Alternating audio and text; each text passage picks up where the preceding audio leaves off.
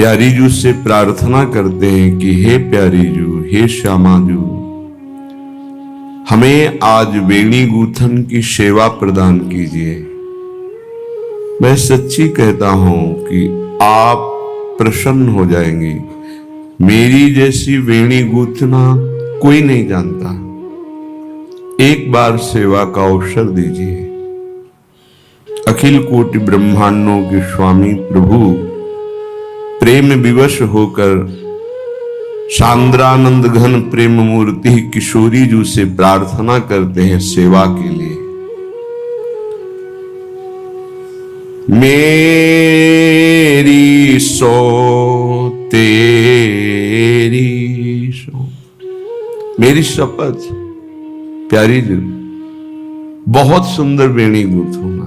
आप कृपा करके आदेश कीजिए। अब आप विचार कीजिए, जिन उपासकों को श्री जी की सेवाएं मिली हुई है, ये वो सेवा है जो स्वयं प्रभु याचना करते हैं प्यारी जी से। ये वृंदावन धाम है। यहां अगर आपको थोड़ी भी सेवा मिल रही है, कोई भी, ये प्रिया जी की सेवा है। ये महल है। बाहर से जो आए हुए हैं उनसे प्रार्थना है, चाहे एक हाथ ही अगर यही सोहनी लगा दिया तो बहुत बड़ा लाभ होगा।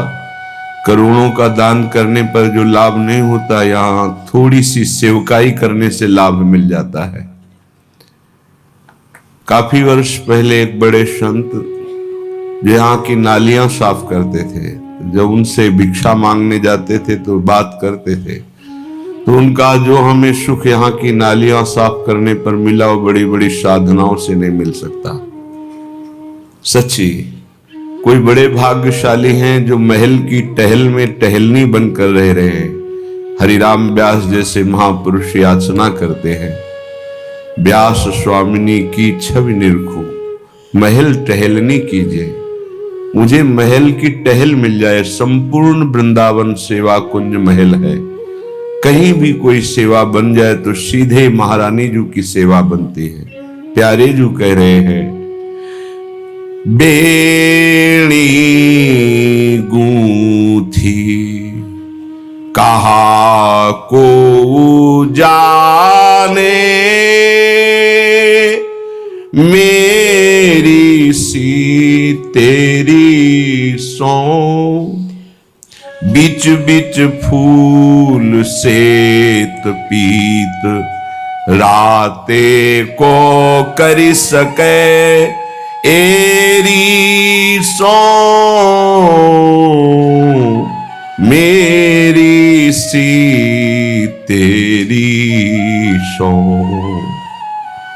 बैठे रसिक सवारनी बारनी, कोमल कर ककही सो, श्री हरिदास के स्वामी श्यामा,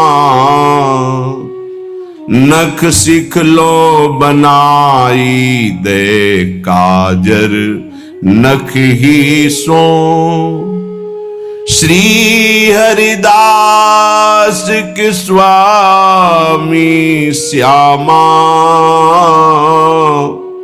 नख सिख लो बनाई दे काजर नख ही सो, बेनी गूंथी कहा को जाने, मेरी सो। प्यारी जू प्यारे जू की सेवा प्राप्त होना, इस समस्त भजन साधन का फल है। ये लाभ अपने घर में भी लिया जा सकता है, गृहस्थ धर्म में भी लिया जा सकता है। ये परम लाभ प्यारी जू प्यारे जू के छोटे छोटे श्री विग्रह विराजमान करके, या छवि विराजमान करके, या नाम सेवा विराजमान करके, जो रसिक जन हैं उनसे पद्धति सीखे। वृंदावन नित्य विहार रस की उपासना के उपास्य देव को कैसे दुलार किया जाता है, ये वेद नहीं बताएंगे, ये रसिक जन बताएंगे। भगवत रसिक, रसिक की बातें रसिक बिना को समझ सके ना। कोई नहीं, आगम निगम अगोचर राधे, इनकी उपासना रसिकों के द्वारा ही सिद्ध होती है। यहां वेद मंत्रों का नहीं, यहां पदों का प्रभाव है। यहां वेद अनुशासन नहीं, यहां प्रेम का अनुशासन है। वेदातीत तत्व यहां नेति नेति नहीं, यहां ये है जिसे कहता है वेद नाइति नाइति, इतना ही नहीं है, वो यहां ये कहकर संबोधन किया जाता है, रस ही की मूर्ति दो, ये रसिक लाडली लाल। यदि उपासक गृहस्थ है, आठों पहर सेवा ना कर पावे तो मंगला कर ले, स्नान कराकर श्रृंगार करा के भोग लगा दे, अपने कार्य में जाए, फिर रात्रि में आवे, भोग लगाकर शयन आरती करके शयन करा दे, इतना कर ले। अगर इतनी सेवा हो रही और राधा नाम जप हो रहा है, वृंदावन का आश्रय है, तो निश्चित उसे दिव्य वृंदावन की प्राप्ति होगी, प्रिया प्रीतम की नित्य सेवा में। इससे बड़ा कोई सुख नहीं। आप विचार कीजिए, परम ज्ञान प्रदान करने वाले देवाधिदेव महादेव शंभु जिस सुख के लिए एक रात के लिए गोपी बनना स्वीकार किए और गोपी बनकर एक रात्रि सुख पाए, वो रास का सुख, सेवा सुख नहीं। सेवा सुख इससे भी बड़ा है। अहो भाग्य है जो अपने गृह में प्रिया प्रीतम को विराजमान करके दुलार करते हैं। धन्य भाग है जिनके हाथों से प्रिया प्रीतम की सेवा होती है और मन से भाव उठता है, आज ये पवाएंगे, आज ये श्रृंगार करेंगे, आज ऐसे दुलार करेंगे, जीवन धन्य हो गया। भजन करना कठिन है, लेकिन भजन का परम फल है सेवा। सेवा करना सबसे कठिन बात है। यदि सेवा हो रही है तो भगवत प्राप्ति की चिंता। स्वाभाविक प्रभु हमारे ऐसे करुणा में हैं कि अपने स्तनों में जहर लगाकर एक बार पिलाने जा रही है, मारने के उद्देश्य से। भगवान ने उसके भाव को नहीं देखा कि मारने के लिए जहर पिलाने आ रही, ये अपना स्तन पान करा रही है। तो मैया यशोदा को जो गति मिलनी चाहिए वही गति पूतना को मिली।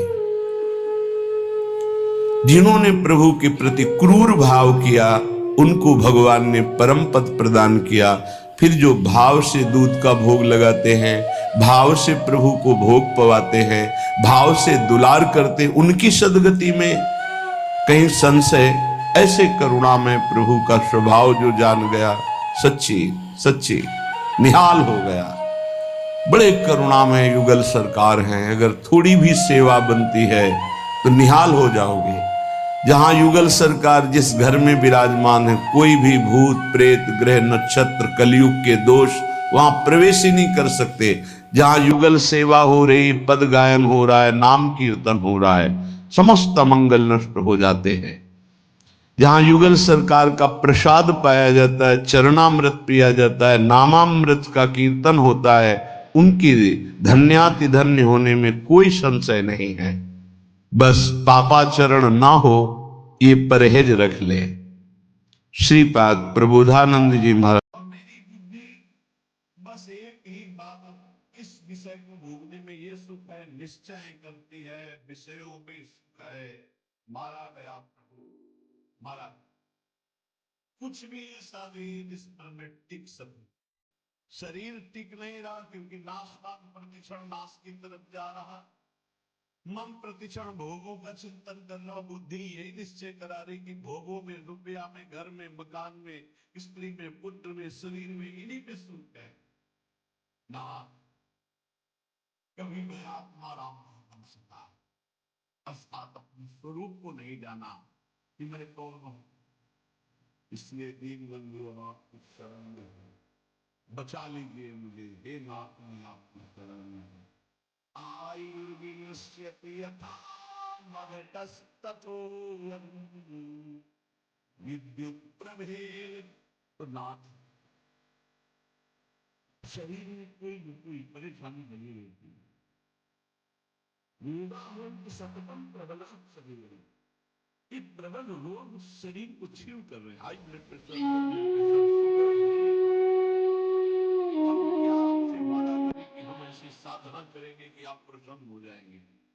पहली बात, बाहरी वस्तु नाथ, आपने एक संकल्प में अनंत ब्रह्मांडों का सृजन किया। स्वामी मेरे पास जो वस्तु आपकी दी हुई है, मैं किस वस्तु से आपको दिखा सकता हूं? नाथ तो आपकी दी हुई।